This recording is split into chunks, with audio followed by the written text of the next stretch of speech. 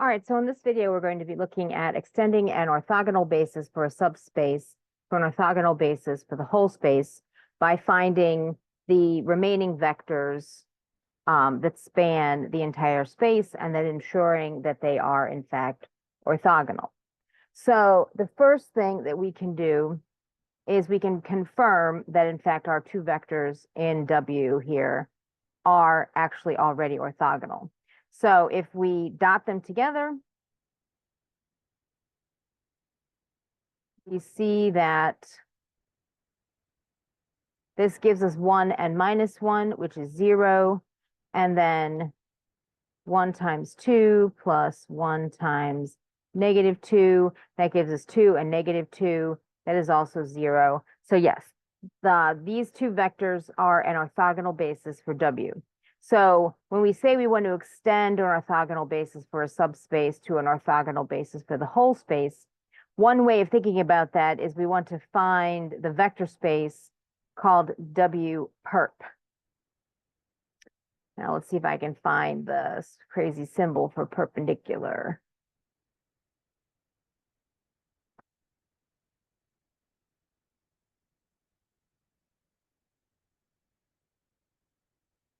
This one.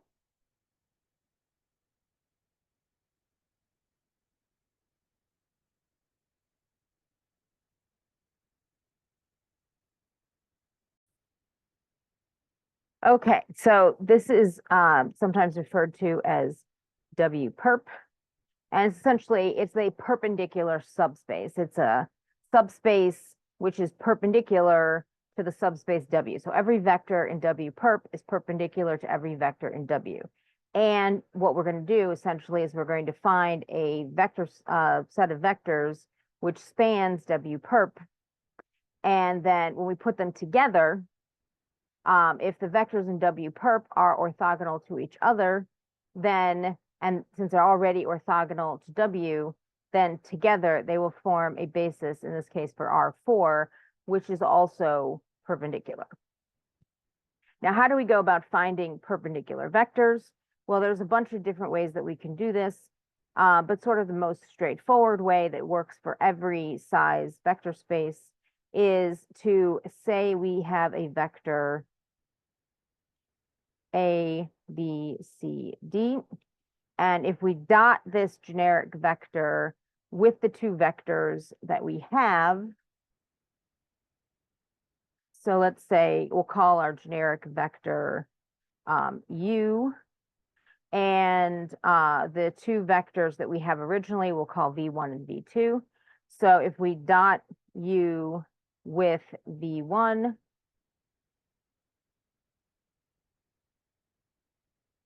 go back to our dots, V sub 1, then we're going to get A plus B plus C plus D. And if they're orthogonal, that's going to be equal to 0. And if we dot U with V2, then we're going to get A minus B plus 2C minus 2D. And for it to be orthogonal, it is also equal to 0.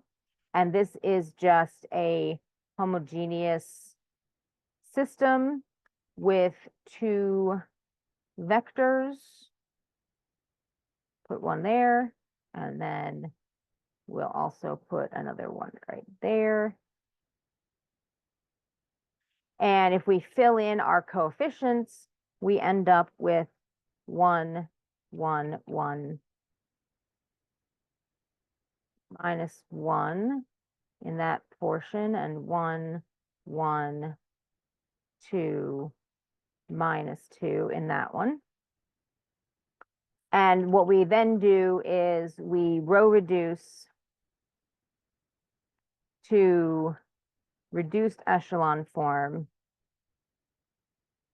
to find the null space, basically, of our matrix. And the null space will be vectors that are perpendicular to the original vectors that we started with, because they satisfy this condition. They are going to be what make the two dot products 0. And we can at least get one vector out of this, but we may be able to get two vectors at the same time. Now, if we are able to get just one vector out of this relation, then now we're going to have two free variables, but we want to double check that if we're getting two vectors out of it, that they are orthogonal to each other. But even if you end up only getting one vector out of this, and you can do linear combinations of the vectors that we get out of the null space, then you would do this again with the three vectors, and then you would have only one pivot, and you would be able to find another vector that works. But let's go ahead and row reduce this and see what happens. Now, when I do row reduce this, I end up with the following: 0, 1, and then over here, I end up with 3/2 and -1/2. And over here, I end up with -1/2 and 3/2.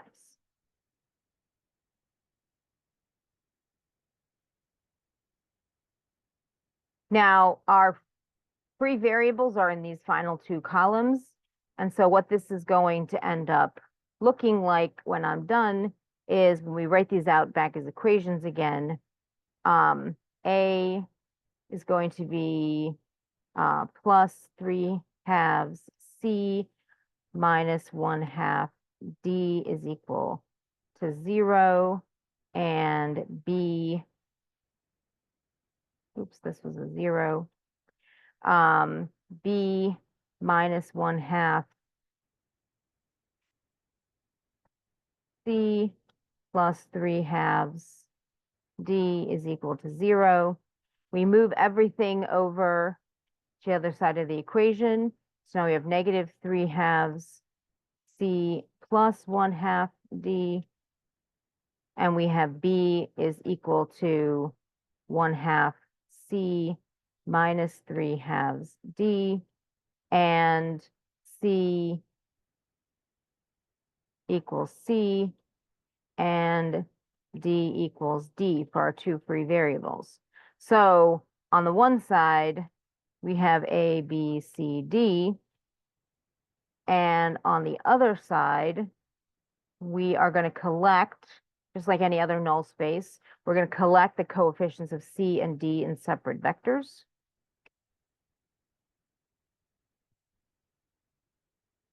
And the coefficients of C are going to be -3/2, 1/2, 1, and 0. And the vectors, the coefficients of D are going to be 1/2, -3/2, 0, and 1. And of course, we can scale these in any way that we like. So we can use the 3 to be, and I'm going to rescale them by multiplying them by 2, so I don't have to deal with the fractions. -3, 1,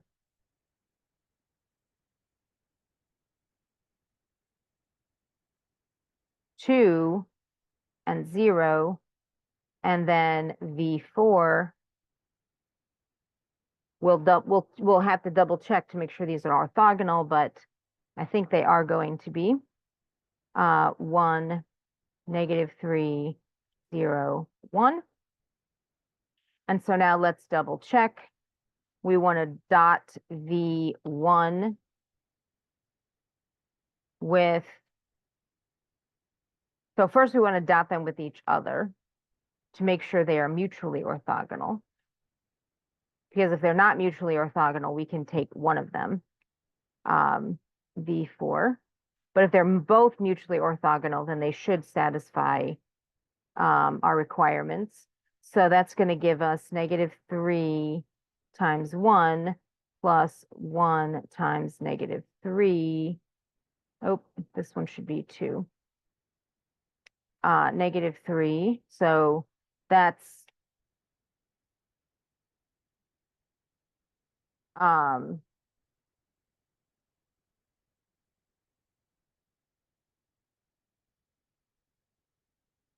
plus 0 plus 0. That is not orthogonal. That is equal to -6. So we can choose one of these vectors, or we can choose a linear combination of these vectors. Let's verify. Let's say we take V3. So V1 dotted, and again, sometimes this will work with V2. So we know V1 and V2 are fine. Let's do V1 and V3. So V1, recall, was 1, 1, 1, 1.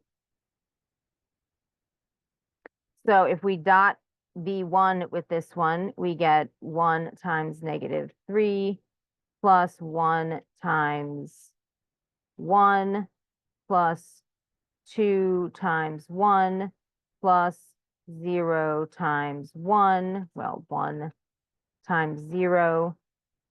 And we're going to end up with -3 plus 3, which is 0.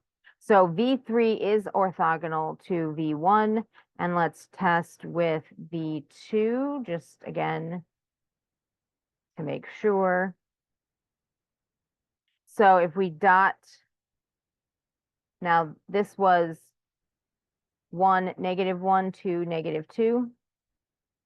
So if we dot 1 with -3 and -1 with 1, and then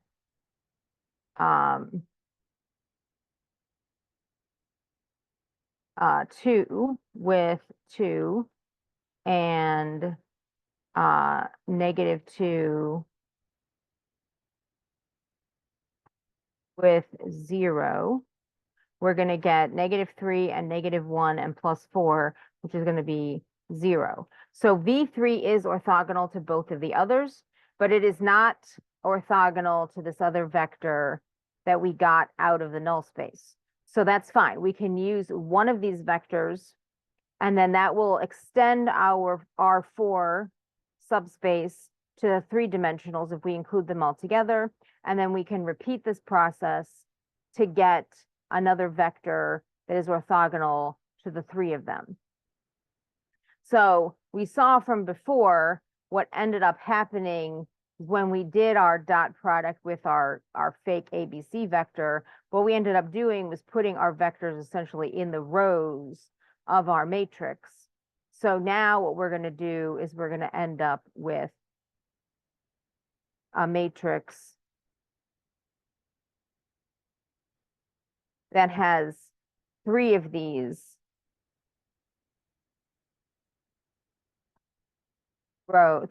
rows, and we'll have 1, 1, 1, 1 going across, and 1, -1, 2, -2, and then our third one, -3, 1, 2, 0, and then we row reduce again to reduced echelon form.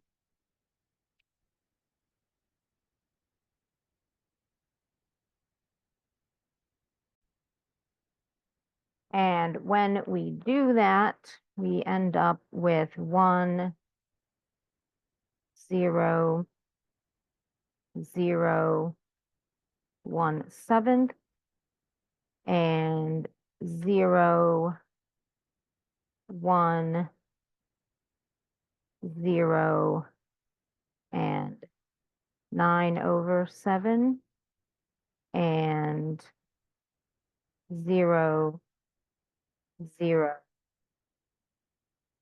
1, and -3/7.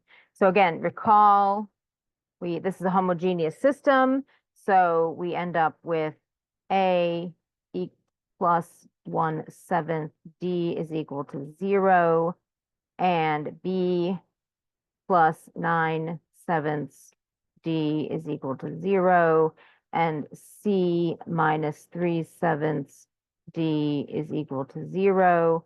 And when we put all the D's on the other side, we get A is equal to negative 1/7 D, and B is equal to negative 9/7 D, and C is equal to positive 3/7 D, and D is equal to itself. And so if we pull our vector out,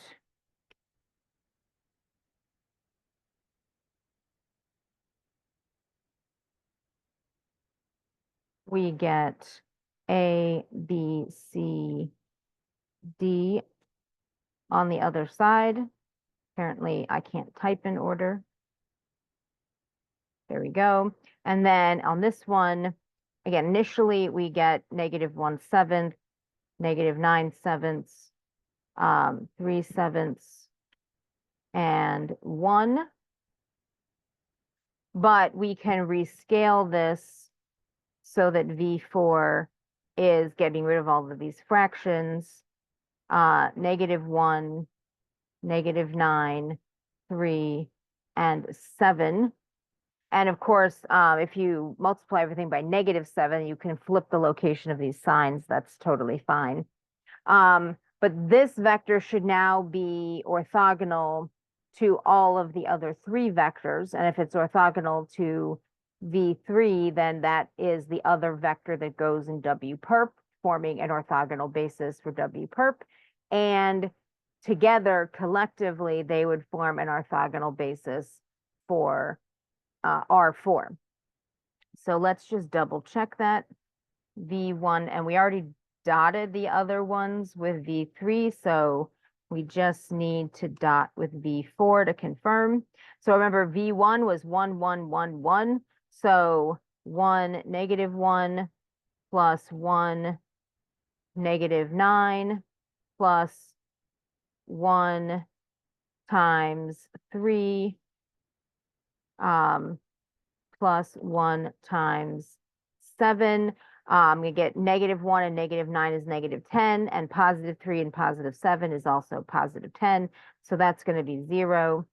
V2 dotted with V4 is going to give me, that was 1, negative 1, 2, negative 2. So 1 and negative 1. And negative 1 and negative 9. And 2 and 3 and negative 2 and 7. That's going to give me negative 1 plus 9 plus 6 minus 14. Negative 1 and negative 14 is negative 15. 9 and 6 is positive 15. So that is going to give me 0. And then V3 dotted with V4 is going to give me, V3 was 3, and then this would be times negative 1, plus, let's go back, 1 times negative 9, plus 2 times 3, plus 0 times 7. And so this is going to be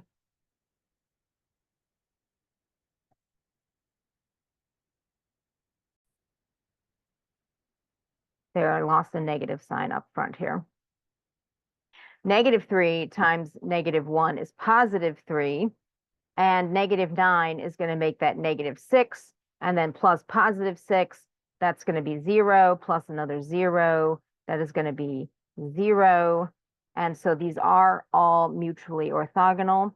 So that means that the basis for W-perp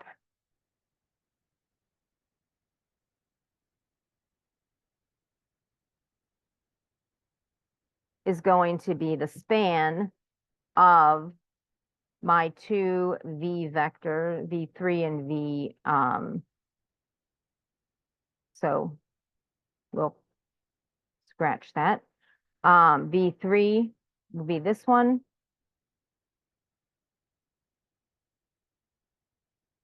And V4 will be this one. And so my orthogonal basis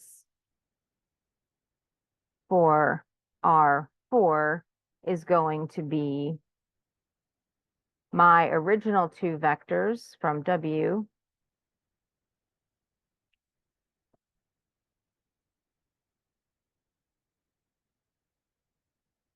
comma the two that I found for W-perp.